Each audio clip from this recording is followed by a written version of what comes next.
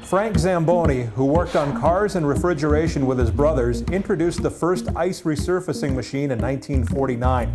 He received a patent in 1953. The Zamboni shaves a thin layer of ice. Meanwhile, jets of water clean the ice. Finally, a towel spreads the warm ice-making water, leaving behind a smooth sheet of ice.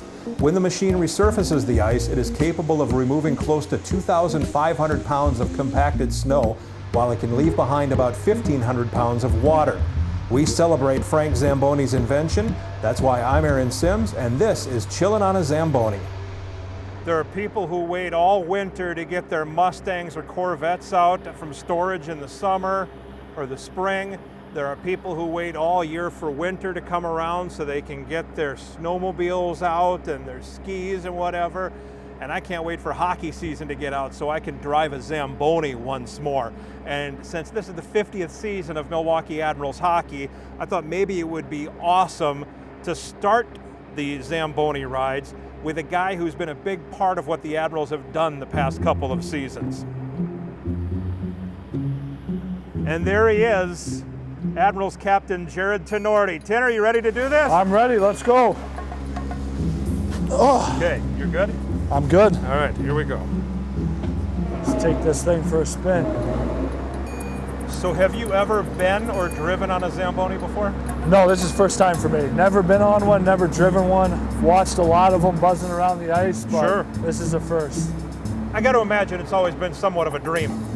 I was always curious. You're always curious. You see people on it, you see fans that go on it sometimes at intermissions and stuff like that. But getting up here, this is a nice view. So many guys have played hockey at the level you're at. Let's say the NHL, you played in the NHL. So many guys have played NHL hockey, and I would guess that less than 10, maybe less than 5% of guys have ever been on a Zamboni. Yeah, man, it's crazy. Like, I guess I've never had the opportunity to be on one, to be honest with you. I mean, you're always playing. Right. And, I don't come from a small town with one rink that you live close by and you know the Zamboni driver, so I never had the opportunity.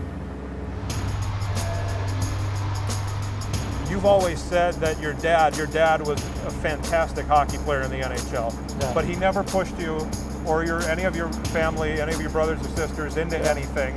You just kind of gravitated to it on your own. But I'm curious, when you're little, are you hanging out in the Capitals locker room? Are you doing things like that? Yeah, so that was kind of like my earliest memory when I was a kid of that kind of lifestyle. My dad would bring me and my brother, this was just in Washington, so I might have been maybe 5 or 6. He'd bring us into the room on practice days, just like Donovan does with his kids now. I think that's awesome. And we would play mini sticks and hang out with the guys and watch practice, and so that was really cool. When you're that age, though, you don't know what that means. You don't really understand it, but then now looking back on it, it was really, really a neat experience, really cool. I was telling somebody that I looked up your name online, and you seriously could be a spy. You have such little, outside of your statistics, you have such little online presence.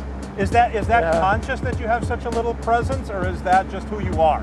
Yeah, I think that's just who I am. I mean, when I was maybe in high school, like that's when kind of Twitter was getting going, and then like Instagram and stuff, but I just never really got into it. I mean, I never felt that I wanted my personal life to kind of be out there. And one, I didn't think that people really cared, like what I had to, put out there, like, oh, Jarred's, he's going to this restaurant and he's eating here. Like, that wasn't really me. I wasn't going to broadcast that to anybody. So that's worked for me. And then, you see people getting in trouble on social media and stuff like that. Sure, absolutely. And it works, and I just kind of avoided it altogether. I mean, I'm sure being a hockey player and being a professional hockey player, maybe I could have taken advantage of a little social media presence, but I kind of like being under the radar, keep my distance. Well, there are guys you know very well. Like you were in Arizona. Bissonnette was there, right? Yep. So I mean, who's made a bigger Mike McKenna? Who's made bigger careers out of their social media presence, right? Than these two guys. I think it's a great tool. Like if you got that personality and you're wired for it, and it can open up a lot of doors for you as far as jobs done playing hockey, and as far as even things when you're playing hockey, it can open a lot of doors. So I think it's a great tool to have if you're good at it. I mean, good for you. All the more power to you, right? But you have to use it wisely, right? Because there's still some there is still such a thing as the sanctity of a locker room, right? Yep. Or whatever. Like there are some things that it's not cool to go tell stories about so-and-so doing whatever, right? I think everybody's pretty good about it now. I mean, it's been out for a while now. I think more in the early stages, you could kind of get in some trouble because you don't really know that balance, but I think powerful now, it can be. Yeah, it can be. It's crazy, but I mean, everyone's pretty good about it now. So we haven't had any issues on the team. It's not something we really have to talk about. Most guys coming into the league now kind of grew up around it. So, yeah. When you are away from the rink, how do you spend your time? You know, I know you a lot of time with your family, but when you have some alone time, are you listening to music? Are you reading? What do you do? Yeah, I guess we don't just sit there and enjoy the quiet. There. I mean, the silence is nice. We don't watch a lot of TV in the house, so honestly, I'll probably put on a show to catch up on or something. If the family's not around, usually I just put on a TV show or something. But we're lucky we live downtown, so there's so much to do. Like when the family is around, we're usually out walking, going to a park, or we like to go to the market, things like that. Like it's nice to get out and be downtown because we have a lot of opportunities to live, you know, in a city like this. So we try and take advantage of it when we can. I'm not a big night owl either. We're down.